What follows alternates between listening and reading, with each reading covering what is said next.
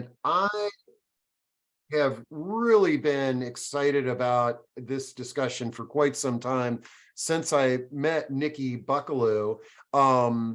I began sort of seeing the Senior Real Estate Institute out there with our positive aging community champions that are realtors and in this profession.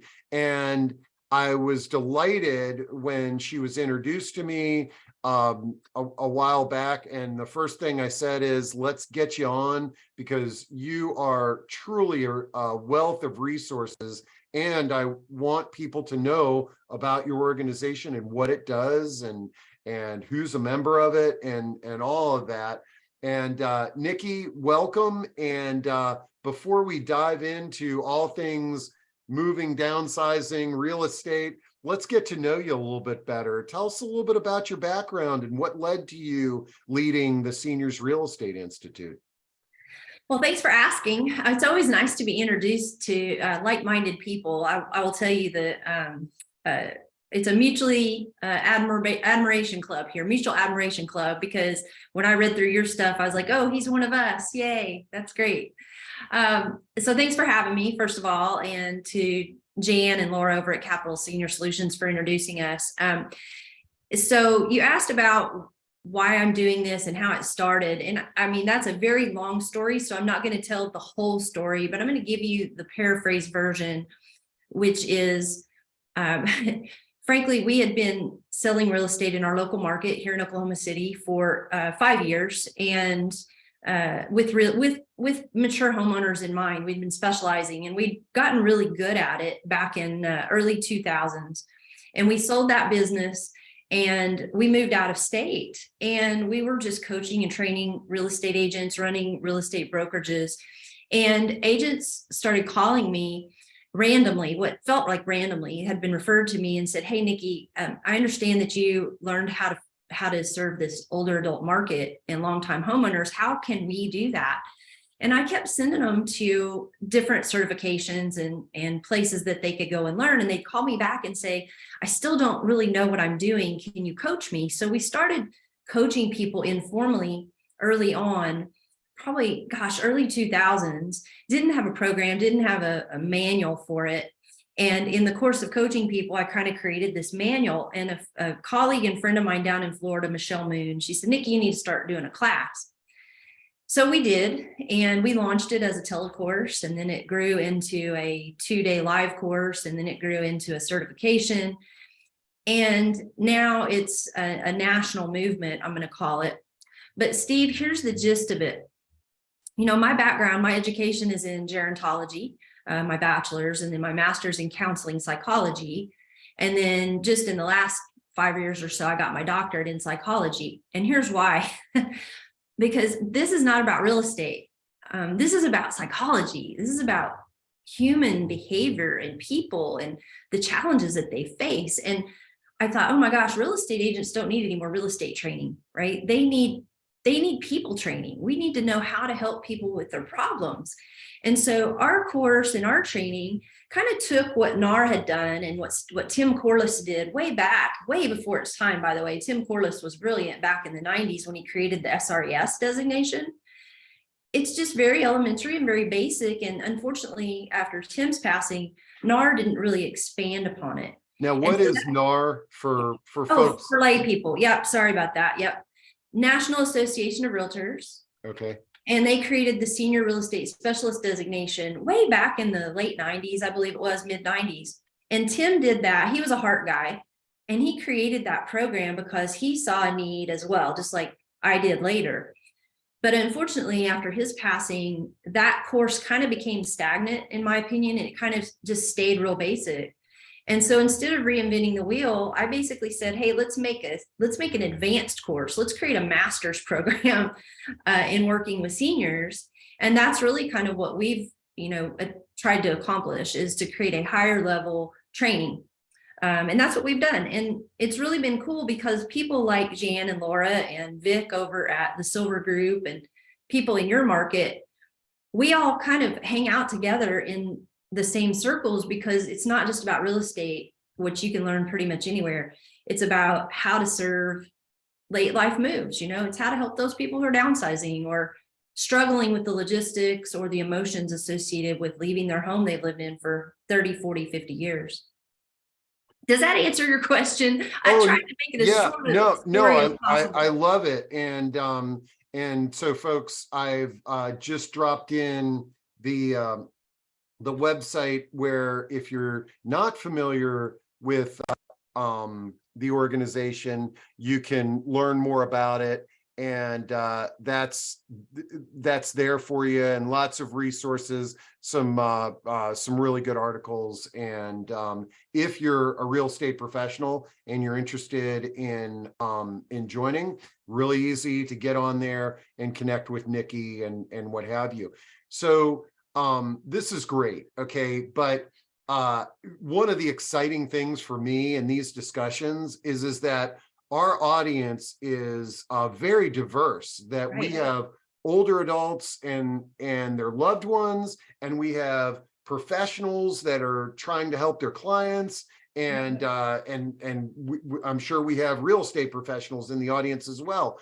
And but let's face it, we're all here to better serve our clients. So with your background and education and all of that, what I would love to do is let's have a conversation on some of the things that we can help people with who are going through these late life moves. And I don't want you all to think that I just dreamed up that term. Nikki's the one that introduced it to me. She was, we had a little conversation before here, and she was like, this is not about sort of moving. We can't look at people at a certain age and say, oh, they're all the same and what have you. But it's a late life move, and I love that term. And I love not sort of assigning an arbitrary age to the people going through these transitions. So what are some of the words of wisdom that you can give to folks, whether they're listening for themselves or for a client or a loved one? Yeah, sure. Thank you.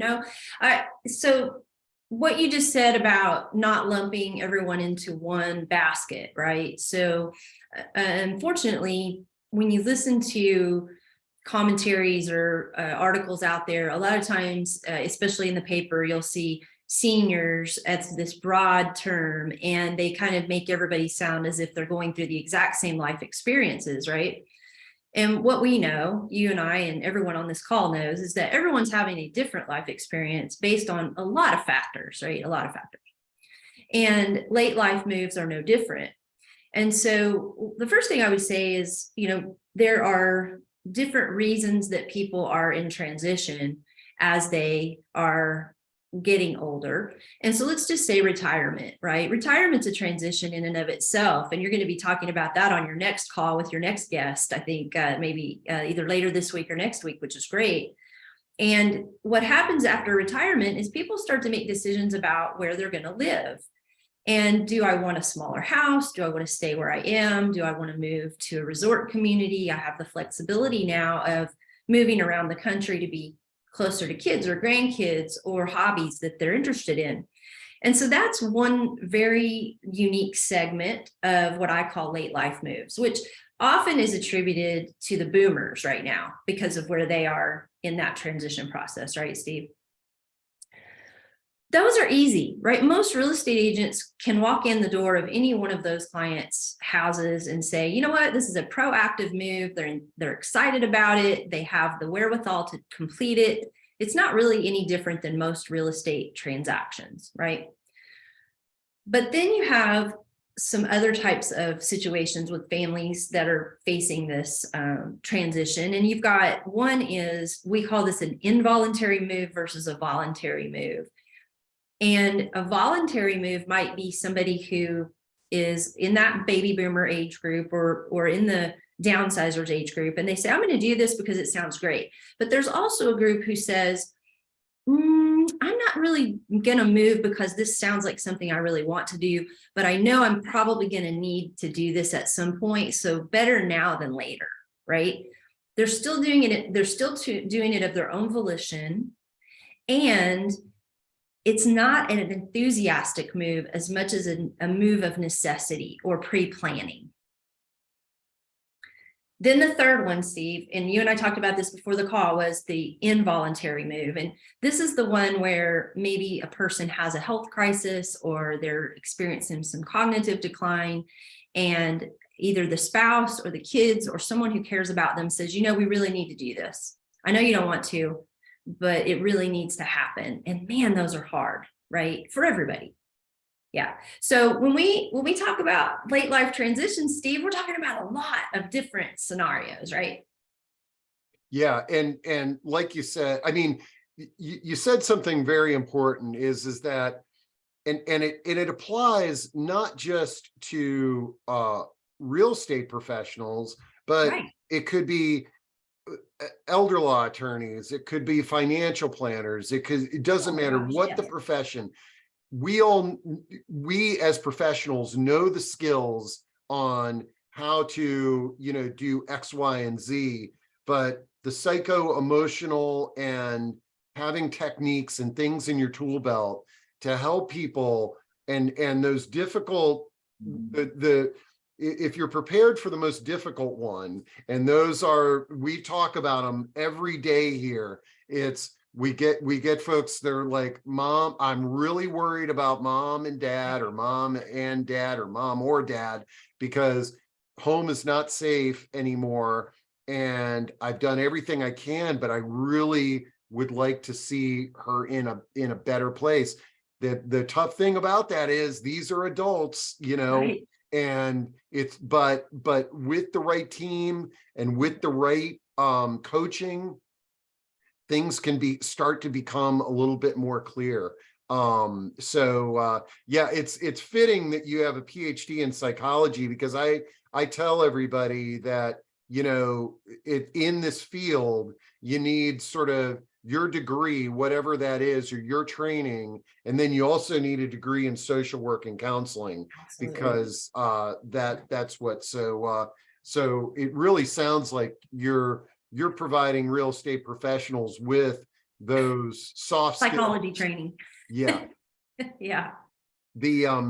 Well, I don't want to put you on the spot here, but maybe like what might be kind of interesting is, and I'll say to our audience, if anybody has a real life scenario that they want to share, but it might be kind of interesting for you, Nikki, to sort of share a real life story. Case study, sure. Yeah, of a client that either you or one of your members dealt with, and that can enable us to kind of have a discussion, and it also might be able to help some of the folks in the audience that are dealing with some of these issues. Yeah, sure.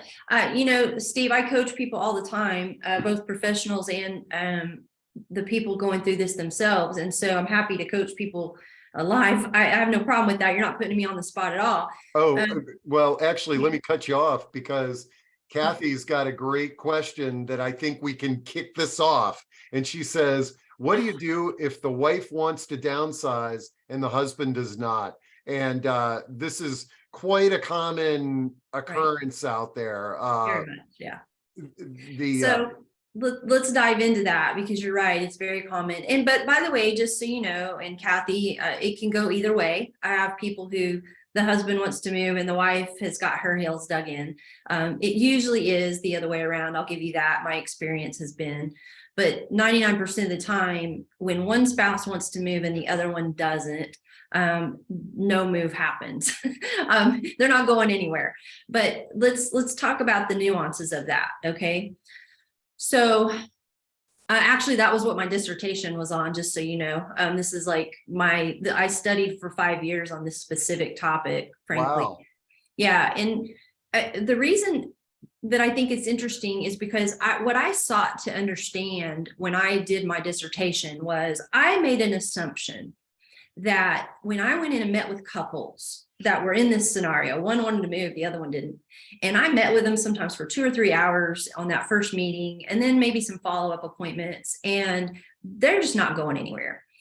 And I'm pretty direct in my conversations with people. I have a lot of background in asking hard questions. I don't mind going those places a lot of people don't want to go. But sometimes I got the sense that people were having what I call pillow talk after I left. Like what were they talking about that I wasn't privy to? That's what I wanted to know.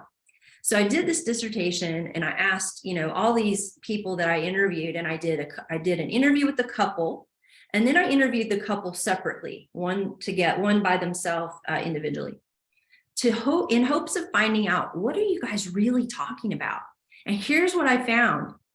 They're not talking about it. And so as a result, that was a huge revelation for me, because what I realized is that if they're stuck and they're not able to communicate about this, then nothing is going to change, right? Nothing's going to change. So actually, we launched a program several years back called the Senior Real Estate, or what do we call it? The Senior Downsizing Coach Skills Training.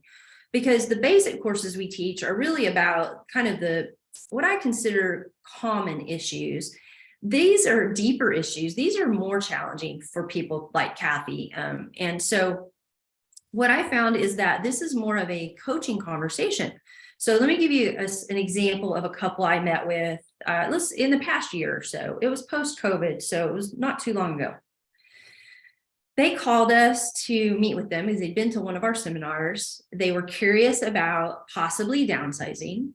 And 99% of the time, what that really means is my husband or wife wants to move. I don't, but I've agreed to meet with you anyway. Okay, that's what that is. So I'm sitting at their kitchen table. We're having a conversation about what they're thinking and what their goals are, what their needs are.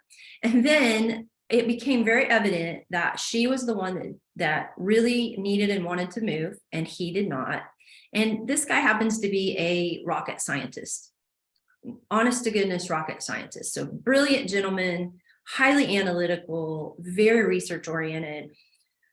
She also very smart. She's actually a microbiologist, so also very well educated. They remind me of that couple on Big Bang Theory because they have the same background in education. So when she came into the meeting, she had a walker. She's having a lot of mobility challenges. Their home was very large, very well kept, but you could tell that she was struggling as a homemaker to do what she had done before. So I don't know, let's say an hour or so into the conversation, I said to him, do you realize that your wife is having a hard time keeping the house the way she used to? And he looked at me, and then he looked at her, and he said, oh. And I looked at her and I said, is that a fair statement? I said, you're struggling to walk. I said, you clearly are emotionally, exhausted with caregiving tasks for yourself, but also for your husband. I said, is that really why you want to move? And she said, I just don't think I can do this anymore. And he goes, I had no idea. I mean, it was a moment where I thought to myself, for sure he knew why we were meeting. But he didn't. And it was that moment of clarity. You could see the light bulbs go off above his head. We met for a little bit longer, and I left them with homework. And I said, this is a conversation you guys are going to have and decide for yourselves what you're going to do. But I'm going to tell you that from where I sit, your wife is exhausted. Her body is tired. Her brain is tired. And you guys are spending way too much energy taking care of this big house that you don't need anymore. So think about that. And then let me know when you'd like to meet again. And lo and behold, they did have the conversation. They did get together. He still didn't really want to move, but he loved his wife. And he recognized the problem that he hadn't recognized before. And it didn't take them much longer, about 6 months or so, before they did decide to finally make a move. And it wasn't easy.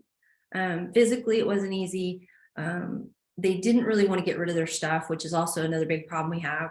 But they did it. And they did it because they knew if they didn't do it now, it was not going to get easier. It was not going to get easier. Man, great feedback. And just sometimes the things that are staring right in front of you. And I'm thinking about, as you told that story, And, Kathy, I hope you thought that was helpful, because I actually thought it was very helpful. There's certain topics that when I'm talking about them with my wife, that when we're alone, we cannot have a civil conversation because we're both so emotionally charged. And this as you told that story, this is a great eye-opener for me, is that the providers that are in this space, realtors, aging life care managers, elder law, what have you, everybody serves a valuable function in that you're experts in an area, but also you can sort of serve as a mediator to have a civil discussion on what can be a very emotional and difficult challenge, and maybe get it to the point where now we can sit at the kitchen table and talk about, okay, let's look at these scenarios if we leave this home. That was a great story.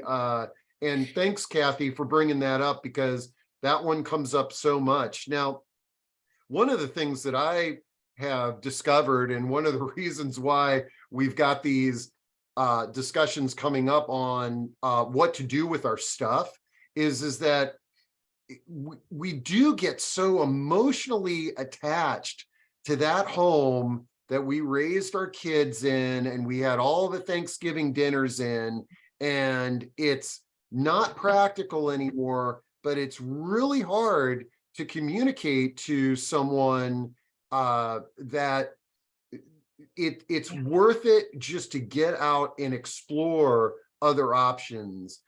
You might be surprised. Steve, what you bring up is a great point. And most of the time when someone, whether they're widowed or divorced or single or married, it makes no difference. If they are attached to the history, the memories, the nostalgia of the family, that is one piece of it. And I think that's the one most of us identify as problematic, because that's the one that the person usually says, we've had all of our Christmases here, and that's where the tree goes, and where will we have Christmas if we don't do it here, right? That kind of thing. But I'm going to point out something that a lot of people miss. And I call it the deeper issue. It's part of our advanced program, and we talk about what are the deeper issues. And what are the deeper issues in that scenario is not, I'm not going to have these memories anymore, because you can easily overcome that by saying memories go with you, right? Of course they do. They know that. But here's the real problem, is the fear of the future. It's the fear of, if we don't stay here in this house, will my family even get together for Christmas? If we give up this 4-bedroom house that we don't need anymore, with the 3 extra bedrooms upstairs, all allocated to the 3 children who live in other states, there is no chance, even though right now they only come once a year, there will be no chance that they'll come if we move into an apartment at a senior community. And it's only that itsy bitsy small chance that they're holding out on that is causing them to not want to move. The pain of moving is worse than the pain and expense of staying. Man. So I don't deal with the surface issues anymore. I used to, that's all you had to deal with. So nowadays what I do is I go, well, you know what? I understand that you're concerned about where you'll have Christmas, but what's the real concern? Like, what is it that you're really fearing? And a lot of times, you guys, here's the fear. It's the fear of the unknown, right? Most of us on this call today would not pack their bags and move someplace without having done their ample research, right? Without having gone there, visited it, done their Google homework, all of that stuff. And yet we are asking longtime homeowners who are, let's say, in their 80s and have lived in the same house for 50 or 60 years, we're asking them to sell everything they own, pack their bags, and move someplace they have never even researched. Man. We're asking them to do something we would never do. I mean, we don't take our kids. I guess most of the people on this call, if they had kids that went to college, They did not graduate high school on a Friday, and then on Monday, you put them in the car, drove them to the state university and dropped them off and said, good luck with that. Nobody did that. And yet we ask our aging parents to do that every single day. I love that because I came to that realization when people about 13 years ago, when people called me the senior housing expert, that I'd never spent the night in a senior community. So I moved in and I lived in 5 of them.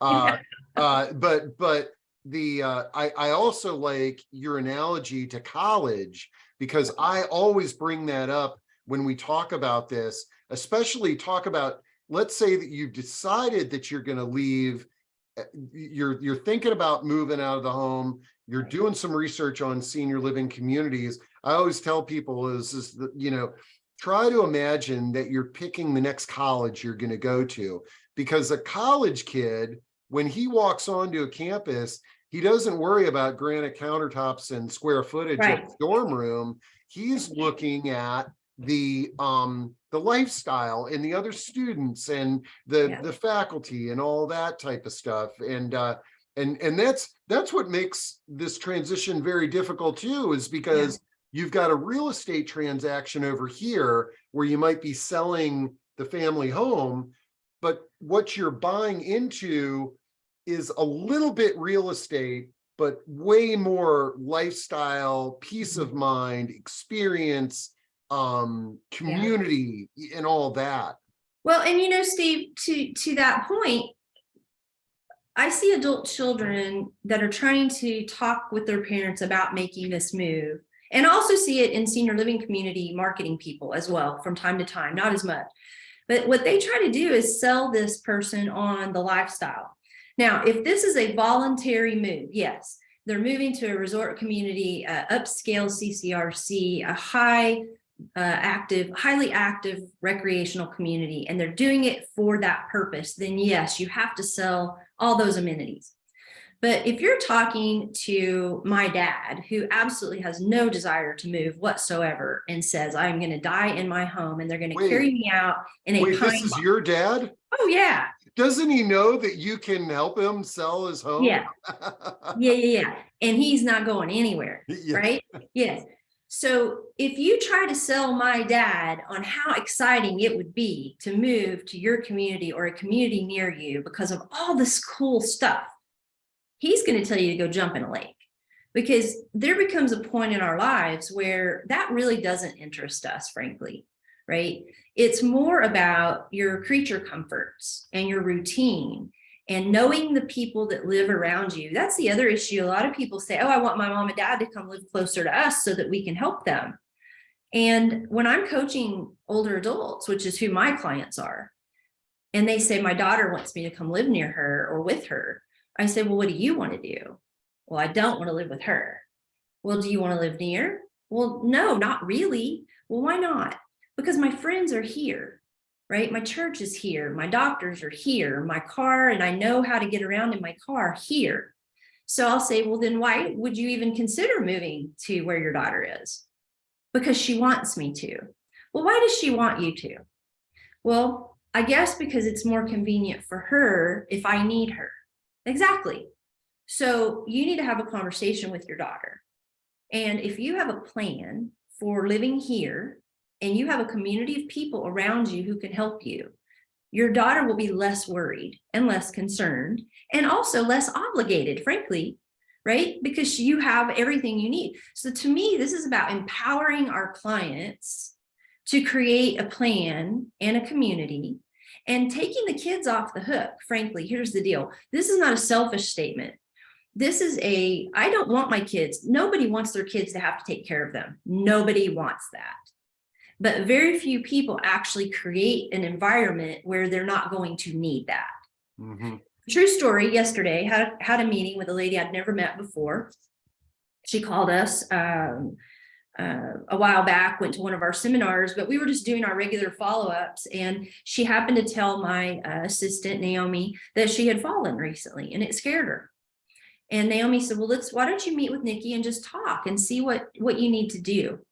for next steps. And this is a woman in her earlier years. She's in her early 70s. She's retired. She's very intelligent, very capable. And I asked her, so do you have friends? Do you have community? Do you have people that you could call if you fell? Who would take care of Max, your dog? I don't know. I said, you don't really know who you would call? I said, do you have any kids? No. Well, kinda. I said, well, how do you kinda have kids? And she said, she said, I have a son, but we're estranged. He lives in another state, and I don't think I could call on him. And I said, okay, fair enough. So what are you going to do so that if you were to fall and you needed help, what do we need to do to help you create peace of mind that you would have people to call to help you? And that was our first step. This wasn't about moving her or selling her house or any of that. It was about, how do we create a support system for you? And that might mean moving into a community, or it might mean joining our local villages network or a church or a support group where she has people around her that she feels like she could call. So we kind of went down that path, and we kind of circled back to it at the end. And I said, now, based on everything we've talked about, does it make more sense for you to stay here in your house or make a move? And she goes, well, I just can't take care of my house anymore. And I said, okay, so that means you want to start looking at options to move. And she said, yeah, I think I'd like that. So now we're going to start looking at communities, and we're going to start talking to the financial people about what she can afford, right? So it's the first step in a process. Yeah. And, having an objective, person like yourself to sort of guide through that conversation, I think is so important. Yeah. I got a couple of questions I want to Sure. address, and I want to share my screen because I want to bring up one thing that you brought up about building your network. Next month, we have a discussion on building your personal village for your solo aging plan. Okay. Oh, that's awesome, Steve. Yeah, Way to go. because one of the things is most of us, I've never done this until recently, but nobody writes down like all their friends, all their connections, and sort of intentionally looks at their village. It's just, we just do it by accident. And we're going to talk about having a little more intention in doing that. Also, folks, I dropped this into chat. Here's the senior downsizing coach skills training. I think if you hear Nikki chat there, you see how that can be helpful. And just out of curiosity, Nikki, could somebody who is not a real estate professional jump in on any of your training? Because it sounds like it could be helpful for other professions. This particular training, they can do the training with us. They cannot get the certification. Yeah, but certainly. Could be just helpful content and give people some skills. And then the other, so now I wanted to address there's a question in chat regarding stuff. And we've got a couple of recordings that I'm going to drop in. We did one the other month about well, here, let me get to the actual question, because I want to get your feedback on this too, where they say, how can you move someone to give up their stuff in order not to carry household memories around or in storage? And this first discussion that you'll see on the link that I just dropped in there was with this unique app, okay, called Artifacts, where you can take pictures and record the memories of all that stuff. And once you do that, it can make it a little bit easier to give up some of it. But then we've also got a chat with the host of the TV show Hoarders, Matt Paxton, and he's got a bunch of tips there too. So hopefully that person, those are a couple of resources there, but you've got such great advice, Nikki. What is your advice for when you get that person and they're on the fence, they want to move, but they can't give up the stuff, or they aren't going to give it up, they're going to move out of their house, but now they're going to spend the price of their mortgage on a storage unit. Yeah. Well, so that's a very, that's a whole class in and of itself. So let's break it down because, first of all, the only way that the resources that you kind of referenced where you can digitize things or you can create shadow boxes or you can take pictures, those are only good solutions if the person is actually willing, right? You got to be willing first. And what I find is that once you're willing, there's lots of ways to do this. Like there's no problem. There's great move managers out there. There's wonderful organizers out there. There's lots of people who can help you do this. The problem is willingness. So let's talk about why people may not be willing, because that's the deeper issue, right? Deeper issue.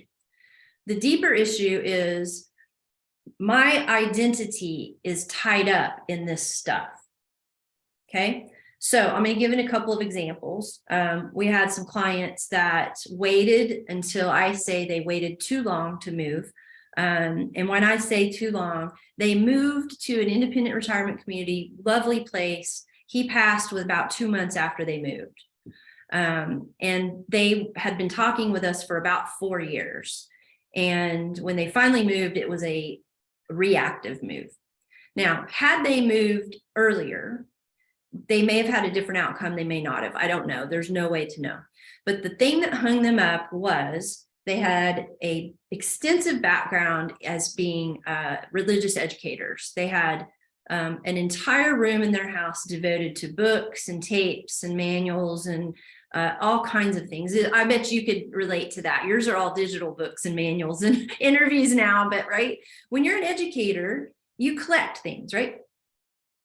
And these folks were struggling to figure out what they were going to do with those things. And no amount of conversation seemed to matter, really, but here's what it boiled down to. If I give these things up, then I am no longer that person. If the engineer gives up his office at his house and moves to a retirement community, the perception is, I don't know who I am anymore. But as long as I'm here and I have these things around me, I know who I am and I'm secure in that. If nothing else in this world gives me solace, I know who I am when I'm here. Okay. So the first step in helping someone let things go, whether it be clothing, ladies, let's face it. I mean, I'm gonna be brutally honest right here, Steve. Men too, maybe, but women are the biggest culprits.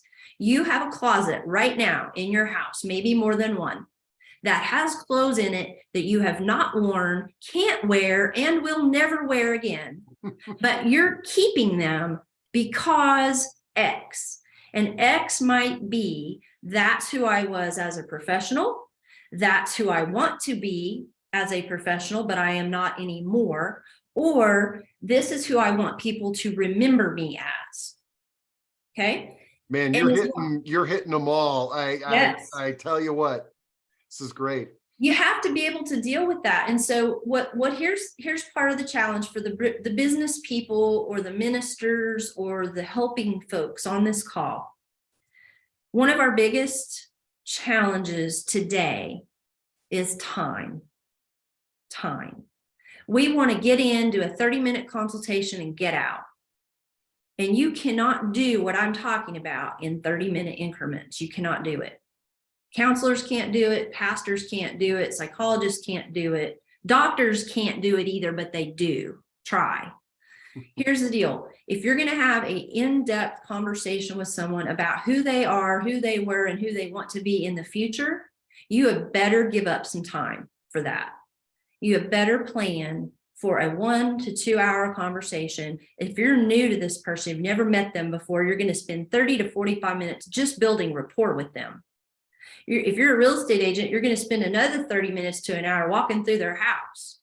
And then you're going to spend another 30 to 45 minutes talking about what really matters, which is the deeper issue. Yeah, you're right. We're all looking for a Band-Aid approach, but this is long-term. And that's also where, again, I love everything you're saying. And the funny thing is that Nikki and I, before we had this conversation, I always have this with people that are on. I was like, hey, let's do this first talk but let's see where things go, because there's going to be some rabbit holes we could dive into. And I love this sort of digging the heels into the sand, and the solutions that you presented to us today are absolutely amazing. And I hope it resonates with folks, the emotional attachment. Sometimes it's just verbally talking about, those items of clothing, and sharing that with somebody else. But the thing that I do like that you said too is that, I mean, we've got hundreds and hundreds of resources in this guide that can help make people's lives a lot better. But for 33 years, I've heard one phrase more than any other phrase: "Oh, that's nice, but I'm not ready yet." That's and right. If you aren't ready yet, that's a great excuse not to have the conversation.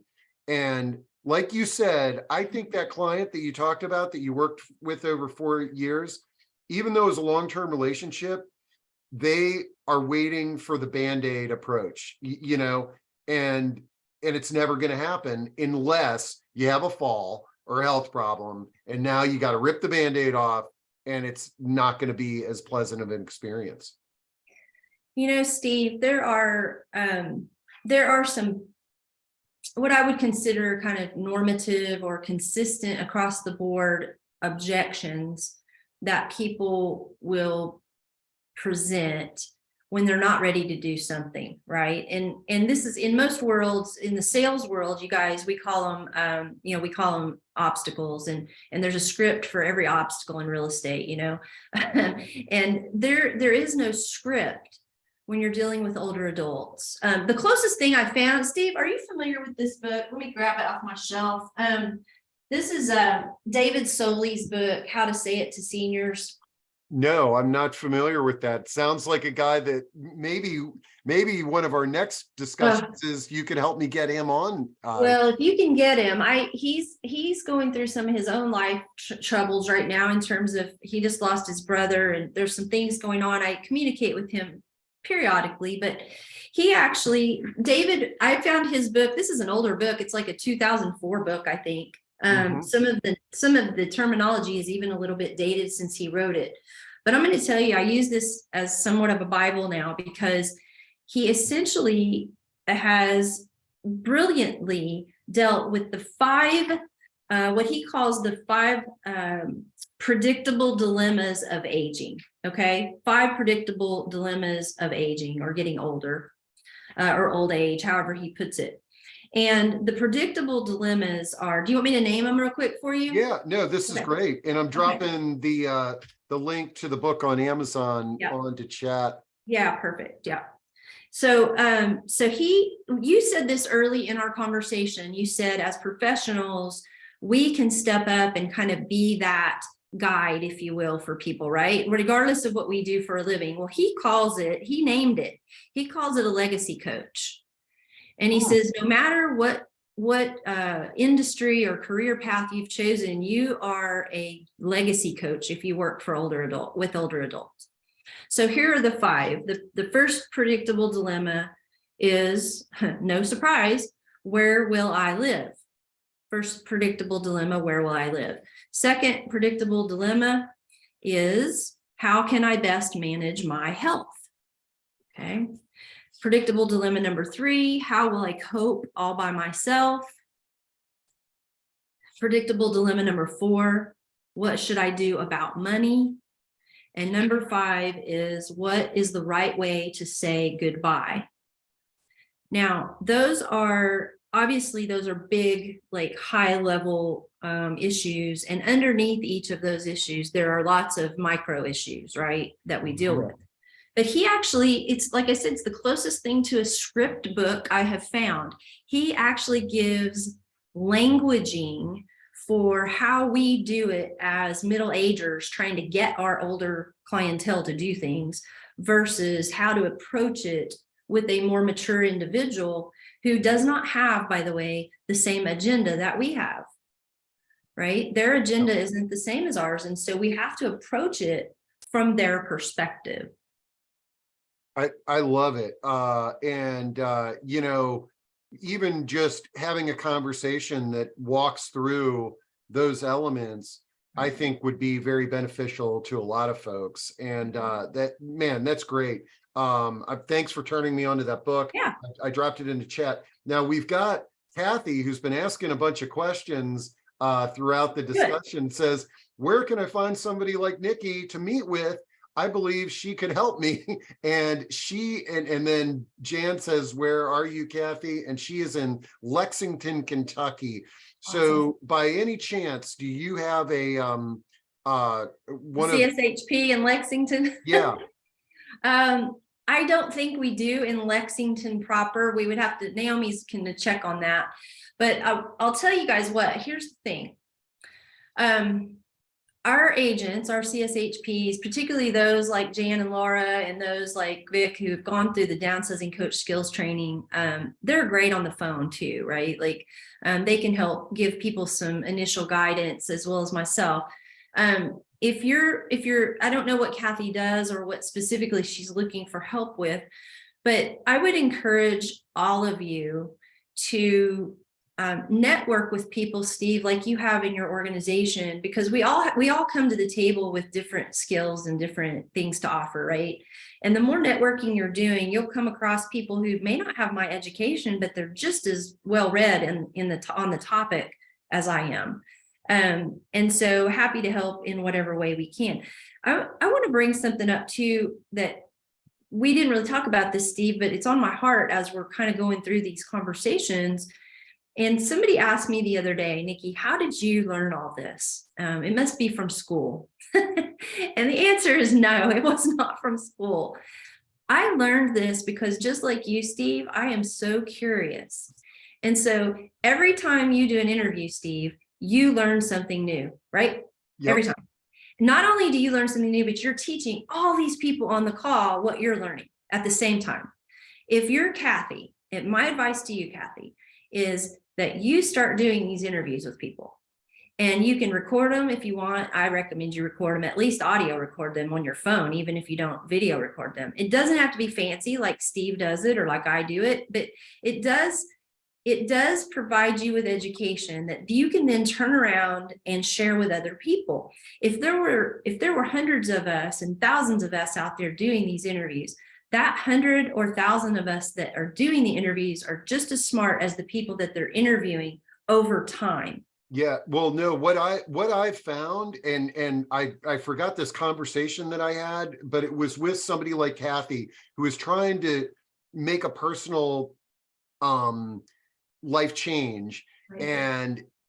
And she was talking to me about all these people she was talking to and the little tidbits of information she was getting. And I was just like, oh my God, you are the expert. Like, you know, people underestimate that. Yeah, most people are in one lane, you know, and you're right. If you sort of take that wide field of vision, the sponge mentality, but I would say, Kathy, feel free to reach out to me, reach out to Nikki, reach out to anybody on this call today. I would love to help you sort of just, you know, in a half hour, do a little bit of brainstorming. Yeah. And then send you off into a direction. And then what I love it is after I have those conversations, when people come back and they report to me what they have learned. And this is, I know I'm babbling here, folks, but one thing that I'm trying to do this year is put more real life people's personal stories on the pedestal. I've got a gentleman who's lived in a continuing care retirement community for last 7 years, who's going to be coming on shortly. I got a caregiver who's coming on next month, because you don't realize you don't need to be up on stage like me and Nikki to be the expert. Right. When you start making those phone calls, you become the expert. So Kathy, I hope that some of us on this call today can help you. And then I hope that we bring you up on stage and you can talk about how your journey started with this discussion. Steve, I want to point out the education aspect and how important it is. We've been doing now at live seminars for 8 years in our market. We did them before, we did them a little differently, but now we do them publicly, and we're doing 2 a month now. We were doing 1 a month, and even during COVID, we did them virtually. There are now a couple of dozen of our members through the Seniors Real Estate Institute that also do these types of seminars around the country. And they are education oriented, like what you're doing here, where we do panel events or presentations on different topics every month.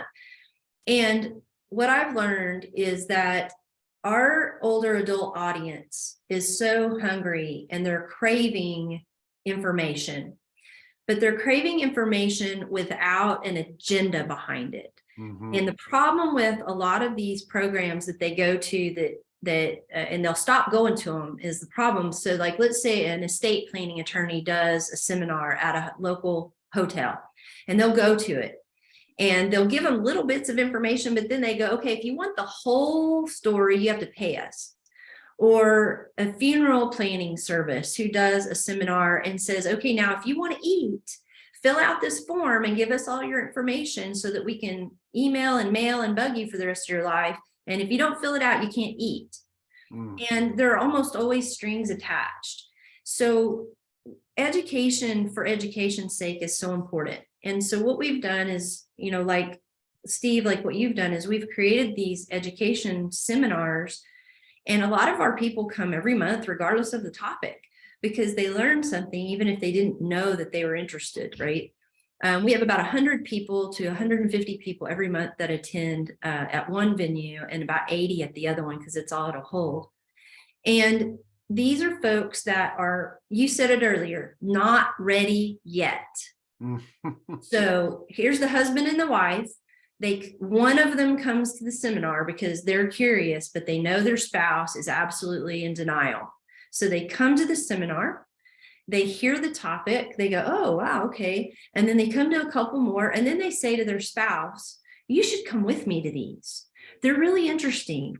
Well, what are they selling? They're not selling anything. Oh, sure they are. Yeah. Okay, I'll come to one, but I promise you they're selling something, right? And then when they come and they figure out that this is a safe place, that they're not selling anything, it's actually really good education, then they begin to come over time. It's a way of building rapport with people that allows them to give you a test drive. Like, do I even like these people? I always say it's funny. People choose their realtor after one meeting at their house, right? A realtor will walk into someone's house, meet with them for 30 minutes, and then ask them to pay them thousands of dollars for their service, and they'll do it. And I think that's crazy.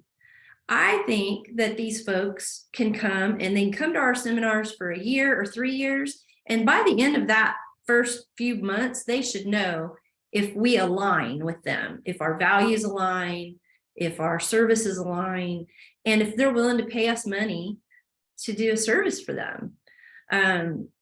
I think that that's an interesting thing to do, whether it's an attorney or a financial planner. Go to these seminars and figure out who you will work with better. Yeah, I totally agree. And Kathy agrees too. With agenda is excellent. That's exactly how I feel about some of this stuff. And that's, folks, I mean, I'm trying my best. I know sometimes we have folks on these discussions and they're clearly, I mean, everybody's selling something, but if you can find the people that are authentically in this market to help people, and if they can help you, they end up being compensated. It's wonderful. It is. It's a good feeling to know, like, here's the thing, we get paid. Yes, Steve, you get paid, I get paid. But at the end of the day, I get more joy out of people who choose us and hire us because we earned that business, not because we sold them on us, but they chose to work with us because we aligned. And I think in the United States, most people respect that model. What they don't want to be is hounded and email spammed and all that stuff over and over again. Man, once again, I've just looked at the clock. It's been an hour. This has been absolutely amazing. many of the people in the comments are just like blown away by your insight and articulation. So we'll put our heads together, and I'll get Nikki back on and we can dive into some of these talking points.